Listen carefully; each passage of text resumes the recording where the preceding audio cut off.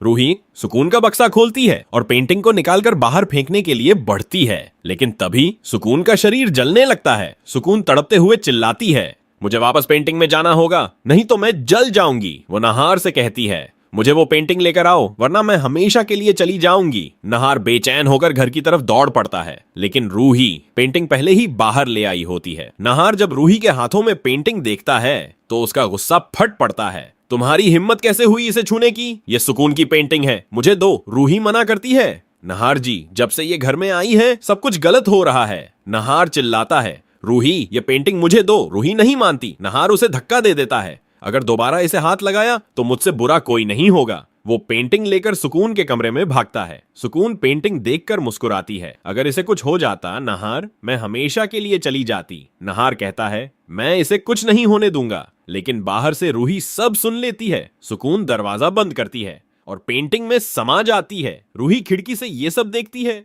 और सच समझ जाती है, सुकून एक आत्मा है और ये पेंटिंग ही उसका अस्तित्व है। वो ठान लेती है, मुझे इसे नष्ट करना ही होगा। उधर सुकून नहार से कहती है, अब हमें शादी करनी होगी नहार, आज इसी घर में। घर वाले हैरान हैं, लेकिन रूही मन ही मन कहती है, अगर ये शादी हुई तो सब खत्म हो जाएगा। वो चुपके से सुकून के कमरे में जाती है। सुकून उसे देख लेती है। तुम मेरी पेंटिंग के साथ क्या कर रही हो? रूही बोलती है, मुझे सच्चाई पता चल चुकी है, अब चाहे कुछ भी हो जाए मैं ये पेंटिंग नष्ट करके रहूंगी। नहार अंदर आता है, गुस्से से आग बबूला। रूही पर हाथ उठाता है, पर उसके पापा रोक लेते हैं। नहार रूही को कमरे में बंद कर देता है, लेकिन रूही हार नहीं मानती। वो धीरे धीरे बक्से के पास जाती है, पेंटिंग निकालती है और कसकर अपने हाथों में पकड़ लेती है। सुकून उसे रोकने की कोशिश करती है। कमरे में हवा घूमने लगती है, पेंटिंग कांपती है और जमीन पर गिरते ही उससे एक चमकदार रोशनी निकलती है। वो रोशनी पूरे कमरे को भर देती है। नहार और रूही अपनी जगह जमे खड़े हैं। पेंटिंग खुलती है